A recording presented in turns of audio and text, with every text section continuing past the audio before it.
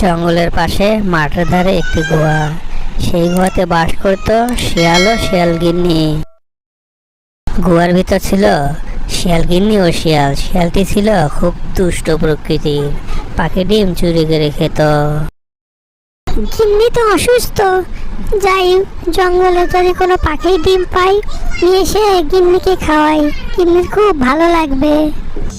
এই বলে শিয়াল চলে গেল জঙ্গলের দিকে।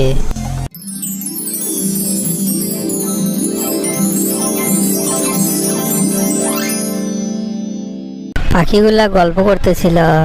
এমন সময় শিয়ালকে দেখে সবাই বললেই পালাও পালাও পালাও। ধুর ধুর, সব পাখিগুলো পালিয়ে গেল। পাখিগুলো তো এখন শিয়ানা হয়েছে না।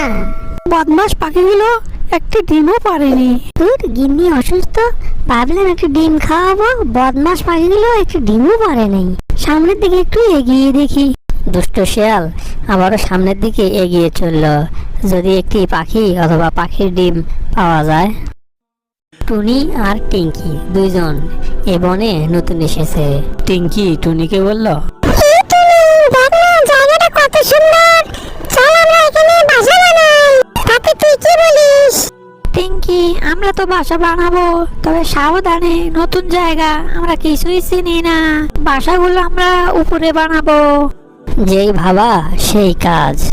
টুনি আর টিঙ্কি দুটি বাসা বানালো। কিছুদিনের মধ্যে দুজনে দুটি ডিম দিল। এই টুনি, চল আমরা খাবার খুঁজতে যাই, তাড়াতাড়ি করে খাবার খেয়ে ফিরে আসি নতুন জায়গা। টুনি আর টিঙ্কি কিছুক্ষণ চিন্তা করলো কোন দিকে কে যাবে। খাবার খোঁজার জন্য দুজন দুই দিকে ছড়ে চলল। ফাঁকা বাসা দেখে একটি শিয়াল সেখানে চলে আসলো। শিয়াল খুব খুশি হয়ে বলল, হায় হায়, মেঘ না চাইতে বৃষ্টি, পাখিগুলো কি বোকা, আমার জন্য ডিম রেখে চলে গেছে। মনে হয় এরা নতুন পাখি, আমাকে ঠিক মতো চেনে না। এদেরকে ভয় ভীতি দেখে কিছুদিন আরামায়েশ করে ডিমগুলো খাওয়া যাবে। দুটো বাসায় দুটো ডিম, নিচের ডিমটা আমি খাই আর উপরের ডিমটা গিন্নির জন্য নিয়ে যাই। দুষ্ট শিয়াল বাসার দিকে এগিয়ে গেল। আহ, কত বড় ডিম! কম কম কম আর কি স্বাদ, এত স্বাদ কে? এই পাখিটি মনে হয় খুব চালাক, উপরে বাসা বেঁধেছে। এখন ডিমটা পারবো কিভাবে? ঠিক আছে, অন্য আরেকদিন আসবো। টুনির বাসা উপরে হওয়ায় দুষ্ট শিয়ালটি টিনির ডিমটি খেতে পারেনি। কিছুক্ষণ পরে টিঙ্কি খাবার খেয়ে বাসায় ফিরে আসে। এসে দেখে টিঙ্কির ডিম কে যেন খেয়ে গেছে, নিচে খোসা পড়ে আছে। এই দেখে টিঙ্কির মাথা নষ্ট হয়ে গেছে। টুনির ডিম ঠিক আছে। আমার এত বড় সর্বনাশ কি করছে? আমার ডিম খেয়ে গেছে, আমার সর্বনাশ করেছে। টুনির কথাই শোনা ভালো ছিল, কেন যে আমি নিচে বাসা বাঁধলাম। টিঙ্কি ডিম হারিয়ে মন খারাপ করে বাসায় বসে আছে। একটু পরে টুনি বাসায় ফিরে আসলো আর টুনিকে চুপচাপ থাকতে দেখে জিজ্ঞেস করলো, টিঙ্কি, তোর কি হয়েছে? তোর দেখি মন খারাপ, চুপচাপ বসে আছিস। তোর কি হয়েছে সব কথা আমাকে খুলে বল, না বললে বুঝবো কি করে?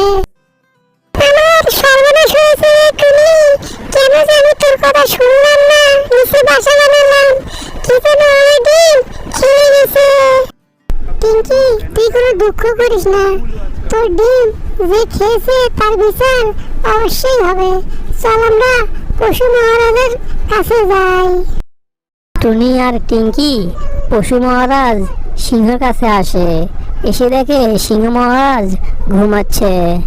টিঙ্কির কান্না শুনে সিংহের ঘুম ভেঙে গেল।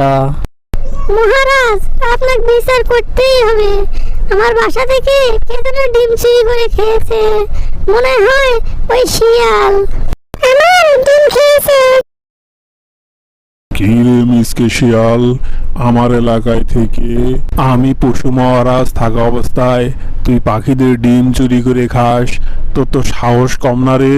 এর জন্য তোকে অনেক শাস্তি পেতে হবে। এই বলে সিংহ শিয়ালের বুকের উপর চড়ে বসল। আমার হাত থেকে আজকে তোকে কেউ বাঁচাতে পারবে না। হালুম হালুম। মহারাজ, আমাকে ছেড়ে দেন, আমি আর কোনোদিন ডিম চুরি করে খাবো না। মহারাজ, আমাকে ছেড়ে দেন। তোকে ছেড়ে দেব, দেখ তোর জন্য কেউ এই চ্যানেলটিকে সাবস্ক্রাইব করে কিনা। ছোট্ট বন্ধুরা, তোমরা যদি আমাকে বাঁচাতে চাও তাহলে এই চ্যানেলটিকে সাবস্ক্রাইব করো।